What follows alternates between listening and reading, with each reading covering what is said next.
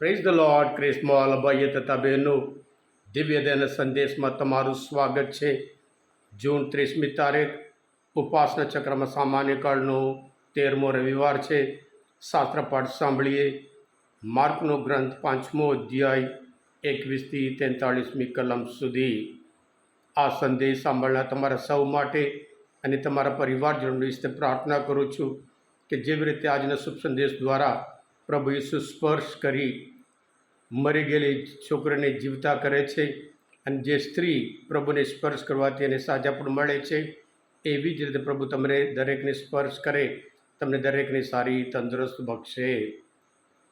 ખ્રિસ્તવાલા ભાઈઓ તથા બહેનો, એક મહાન સંત કહે છે, જો આપણી ઉપાસના, આપણી પ્રાર્થના, આપણી શ્રદ્ધા, આપણામાં જે અહમ હોય, અભિમાની હોય, અહંકાર હોય, ઘમંડ હોય, દૂર કરવા માટે મદદરૂપ નહીં થતા હોય, તો પછી આપણી ઉપાસના, આપણી પ્રાર્થના, આપણો વિશ્વાસ એ સાચો નથી, એમ કરીને એક મહાન સંત કહે છે.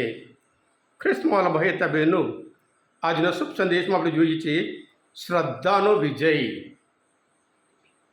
યાઈર નામનો સભાગૃહના અધ્યક્ષ અને એમની દીકરી બીમાર, મરણ પતારીએ. પોતાના સ્વમાન છોડીને એક અધ્યક્ષ, એક ફેરિસી ત્યાં પ્રભુ ઈસુ આગળ પગે લાગે છે. આપ આવીને તેના ઉપર હાથ મૂકો જેથી તે સાજી થાય અને જીવવા પામે.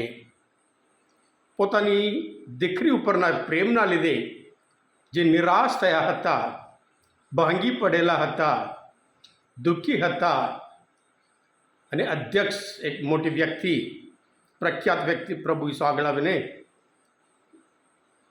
પગે લાગે છે. ગીત શાસ્ત્રમાં 34મા અધ્યાયમાં 18મી કલમ આપણે જોઈએ છીએ, જેવો ભાંગી પડેલા હોય, જેવો નિરાશ થયા હોય, ગીત શાસ્ત્રમાં 34મા અધ્યાયમાં 18મી કલમમાં, નિરાશમાં ડૂબેલાઓ પ્રભુ ભેરું થાય, ભાંગી પડેલા જનોની પાસે વારે ધાય. એમ કરીને પ્રભુ પાસે અને પાસે એમ કરીને વચન બોલે છે. આ અધ્યક્ષ એકદમ નિરાશ થઈ ગયા હતા.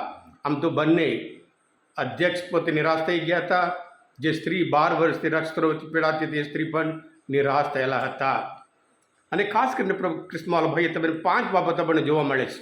બંને નિરાશ થયેલા, અને બંને 12 વર્ષ બાબત, અને પછી બંને દીકરીઓ છે, અને પછી બંને અશુદ્ધ છે, અને બંને વિશ્વાસના લીધે નવું જીવન પ્રાપ્ત કરે છે. નિરાશ એટલા માટે એમની દીકરી મરણ પથારીએ, અને આ 12 વર્ષથી રક્તસ્રાવથી પીડાતી સ્ત્રી નિરાશ. જાતની બાઇબલ કહે છે બધા ડૉક્ટર મળ્યા, વધારે ઊંધું એ વધારે ખરાબ થતું, એટલા બધા નિરાશ થઈ ગયા, ભાંગી પડેલા હતા, કેટલી બધી દવા કરી હશે. અને સાથે સાથે કહે છે 12 વર્ષ, આ દીકરી પણ 12 વર્ષ. અને પ્રભુ ઈસુ જ્યારે આ સ્ત્રીને કહે છે, બેઠા, તારી શ્રદ્ધાએ તને સાજી કરી છે. પ્રભુ આ સ્ત્રીને કહે છે બેઠા, એટલે બંને દીકરીઓ છે, યાઈરની દીકરી અને પ્રભુની દીકરી. 12 બહુ મહત્વનો નંબર છે. ખ્રિસ્તવાલા ભાઈ હતા બહેનો, ઇઝરાયલના જે યહૂદી કુળમાં 12 કુળના હતા, અને સાથે સાથે પ્રભુ ઈસુના શિષ્ય 12 હતા, અને સ્વર્ગમાં દૂતોની સંખ્યા 12 એમ કહેવામાં આવે છે. માતીના ગ્રંથમાં 24મો અધ્યાયમાં 43મી કલમમાં. અને પ્રભુ ઈસુ પોતે 12 વર્ષના હતા ત્યારે યરુશલેમ મંદિરમાં ખોવાઈ ગયા હતા. અને અશુદ્ધ, કેવી રીતે અશુદ્ધ? એટલામાં પ્રભુ જતા સમાચાર આવે છે છોકરી તો મરી ગઈ છે, એટલે ડેડ બોડી છે. ડેડ બોડી અશુદ્ધ કહેવાય છે. અને એવી જ રીતે બંને આ દીકરી જે 12 વર્ષથી પીડાતી હતી, રક્ષતી, એ પણ અશુદ્ધ છે. જે અશુદ્ધ છે, પ્રભુ ઈસુ જે અશુદ્ધ જે સ્પર્શ કરે છે એ જીવન પ્રાપ્ત કરે છે. જે સ્ત્રી અશુદ્ધ છે એ નવું જીવન પ્રાપ્ત કરે છે, સાજાપણો અનુભવ કરે છે. અને સાથે સાથે બંનેને પ્રભુ ઈસુ સાજાપણું આપે છે. હા ખ્રિસ્તવાલા ભાઈ હતા બહેનો, પ્રભુ ઈસુ બધા માટે નવું જીવન આપી શકે એમ છે. યાઈર સંપૂર્ણ તે પ્રભુ પર દ્રઢ વિશ્વાસ રાખીને આવ્યા અને એવી જ રીતે આ 12 વર્ષથી પીડાતી સ્ત્રી પણ પ્રભુ પર દ્રઢ વિશ્વાસ રાખીને આવ્યા હતા. એમનો વિશ્વાસ, જેને વિશ્વાસ હોય તેને બધું શક્ય છે અને પ્રભુને કશું અશક્ય નથી કે મરી ગયેલી છોકરીને ફરી જીવતા કરે છે. આ સ્ત્રી 12 વર્ષથી બીમાર, એને પણ નવું જીવન આપે છે. પ્રભુને કશું અશક્ય નથી અને એવી રીતે પ્રભુ પર વિશ્વાસ રાખનારને પણ કશું અશક્ય નથી. હા કૃષ્ણવાલા ભાઈ હતા બહેનો, આજના મનચિંતન આપણે પણ મનચિંતન કરતા, શાસ્ત્ર પણ મનચિંતન કરતા. પ્રભુ ઈસુ બંને માટે એ દીકરી છે અને આ સ્ત્રીને પણ કહે છે બેઠા દીકરી કહે છે. એટલે બંને સ્ત્રીઓ છે.